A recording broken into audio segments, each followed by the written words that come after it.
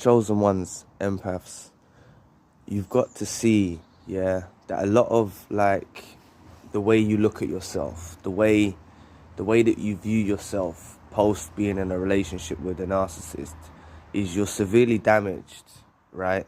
Through all of the projection. There's a lot of character traits and stuff like that that you believe you possess, but you don't actually possess them. They're merely the sour, bitter, twisted emotions of the narcissist that has been projected onto you. So, you know, if they said to you, I'll just throw out some examples, but you need to apply it to your own story. But just say they said something to you like, oh, I don't like when you're angry, you're always sad, you're never happy with me, or they said these kind of things to you, you know, you're always miserable. Or they was actually projecting their own misery onto you and making you become that. That's the scary thing, is like you start to actually believe it. It's a mixture of gaslighting and projection, but it's a tactic they use, like a very abusive tactic they use with the projection to gain control of a situation, to kind of break you down from the inside. And they do this over extended periods of time. You don't realize it's happening. It's even hard when you look, it's very hard, even me myself now, when I was trying to look back in retrospect and think of the times when they were projecting on me. It was hard for me to put my finger on it because it's so interwoven. Into the fabric of who I am, that a lot of this stuff I believe was me. And it's only when you really analyze and you'll notice that there's so many things that you think you did, or you think how you behaved, but this behavior was not you. It was actually from within inside them. You've got to understand that these are very insecure, unhappy, miserable individuals, and they want to make you that as well. So they'll project their misery onto you, and on the flip side, they will seem like you'll think, oh, they're happy-go-lucky. Please press the like and the subscribe button. Help your brother out. It'll take 2 seconds of your time. But this projection is what makes you think they're happy, you know. It's what makes you think they're happy.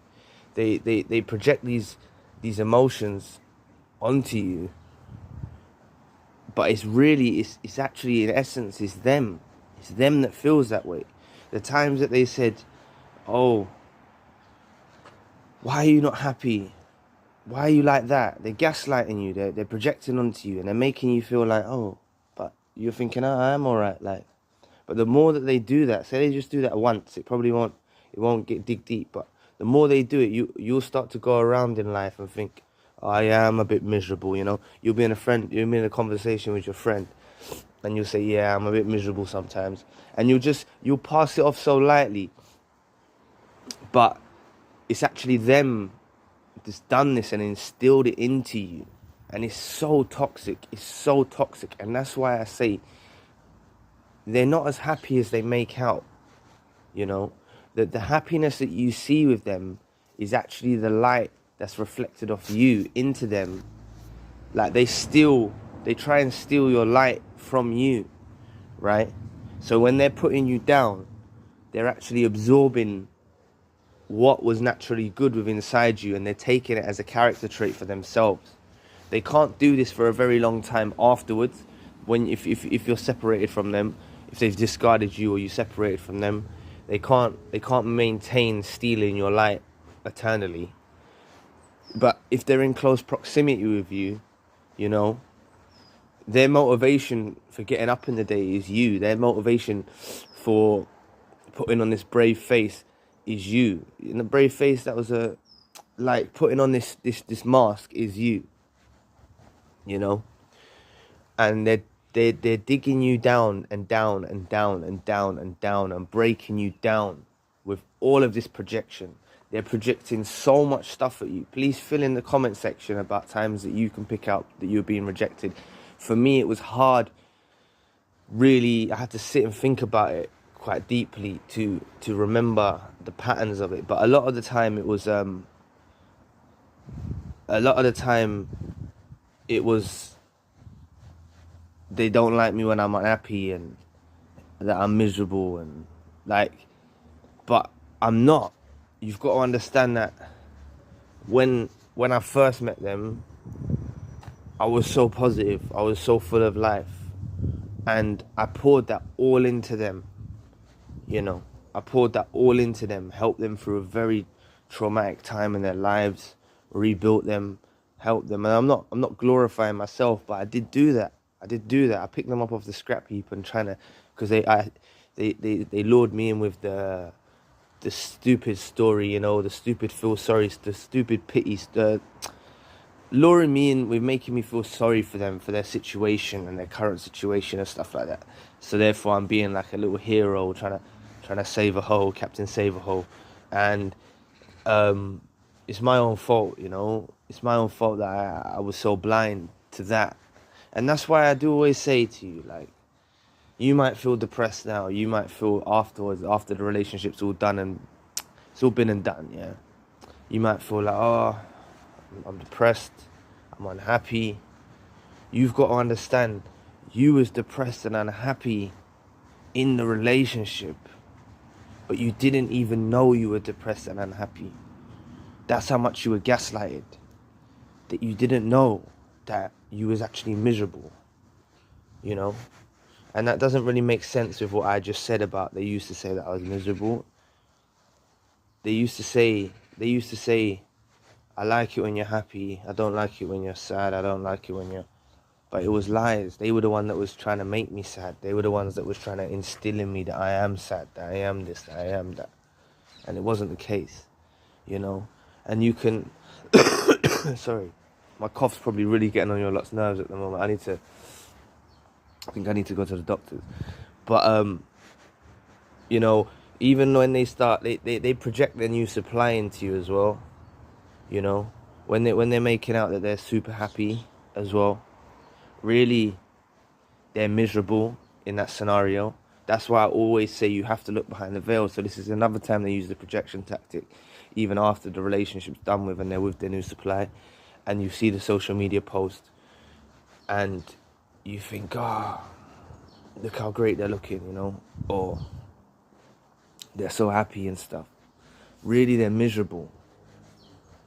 Really, they're miserable, and they're projecting their misery onto you because they're unhappy. They want to make you unhappy. They want to make you suffer. They want to make you feel like you can't move forward with your life. They want to keep that trauma bond firmly grasped, you know. That's what they do in these situations. So never fall victim to believing the social media or they're with a new supply. Never fall victim to that, you know. They're very miserable creatures. They are miserable. They're unhappy. They like, I'm going off topic here, but like, I will say it because it's like, you know, things that your family, if your family are okay and they're not toxic or narcissist as well, but if your family, like, or even a friend, if someone, it doesn't have to be family, it can be anybody. Like, you know, if you tell them something that you've accomplished, your achievements, you tell them something that you're proud of, you know, something you've achieved. It could be college, it could be anything. And the narcissist now resents you for that. The narcissist is bitter and twisted about that. The narcissist will slowly project into you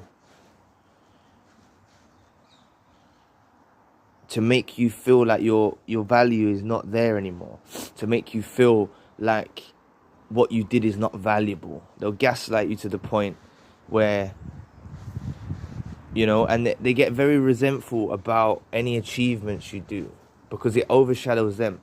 They've got to be center stage. They've got to be the most important one, you know. And this projection really does break us down.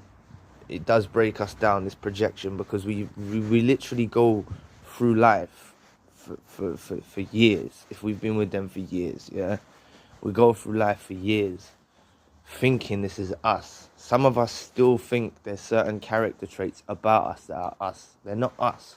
It's an illusion. It don't exist. That's never been us. It never was us. But we believe it's us through their projection, through them projecting their own bitter, twisted misery onto our lives like they do. And that's what they do day in, day out, day in, day out, day in, day out. You know?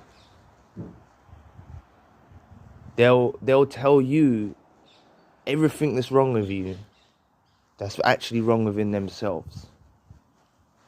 They will pour out every single thing that is wrong with you when they're miserable about themselves, when they're bitter and twisted about themselves. You've got to understand that they're not this big, strong, superior, walking, toxic individual. They're very distraught, broken. Yeah, that's what they are. They're very broken. They're very fragile. And I don't want you to sympathize with them for being fragile, but they are fragile. They don't love themselves. They got very severe self-esteem issues. And they project all of that onto you to make you have self-esteem issues, to make you believe that you're not worthy. And they'll do this. Sorry, I just have some of my coffee. Yeah, they'll do this. They'll make you think all of the negative things about yourself. And they've got no problem in that. Meanwhile, they're soaking up the glory of what you did have and making themselves appear bright, shining, happy. But it's really you that had all of those traits. And they're actually being satisfied and stimulated off seeing your misery. That's what's putting the smirk on their face. That's what's making them walk around light-bodied, able to float around, you know, bouncing around. Because they're seeing you miserable. They think I succeeded. Every time. Imagine just doing this once to someone. Imagine full well. Just imagine once. Let's put ourselves in the narcissist's shoes. I like doing this sometimes. It's not good to do it all the times, but it's good to do it. Imagine that we're miserable and we've got an issue with ourselves, and we see the person there, whoever it is, family member, relationship partner, brother, whatever, friend, and we stand there and project onto them that they're miserable, that they're unhappy, that they're sad, that they're not worthy.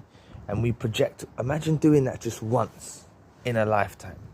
And then you see the person react in a way where they think, oh yeah, I am a bit miserable, yeah, I'm a bit sad, you know, and they'll be in agreement with us, right? That's what they do. They make us go in agreement with them. And we become what they say because of their words. It's like, there's something like, in the English language it's called spelling, right? Spelling is when you spell something, right? But if you take it back to the essence of the word, and I haven't really heard anyone say this, yeah, but like, I'm not trying to say this is literally it, but it's hear me out. Spelling is creating spells. Like, spell, like doing a spell on someone. Spell the word. So there's something within the old ancient language of the English or something that has some kind of mythology behind what I'm talking about. And it's true, because look what they can do with their words. Look how they can actually gaslight you and project onto you to the point that you believe you're a miserable person. They're doing a spell on you. So that they're doing a spell on you. You know what I mean? I'm not saying they've got their magic wand out and they're waving it around. I'm just trying to say they don't know. This is just in their nature. This is just who they are, you know. But you've just got to, moving forward though, right? You've got to, when post-relationship, if you separated from them, they're not in your life anymore. You've really got to break yourself down to the core of who you are again. Because you've adopted so many character traits which are not your own. You've been projected onto the point that you think you are that in your head. There's certain things you say about yourself that are so untrue. And I want you to focus on those things moving forward. This will help break the trauma bond, because once you get the epiphany, like, I was never like that before. I never done that before. Hold on a minute. And you figure it out. Nah, I wasn't that person. You know? I wasn't that person. And it really gives you an epiphany and a realization and a crutch and like a shield to support you moving forward, because you'll start to remember more and more of the incidents, and you'll kind of strip away from all of this toxicity and all of this projection. You'll strip away from it. And meanwhile, if we do this, this will stop fueling the narcissist to think that we're suffering. This will stop the narcissist.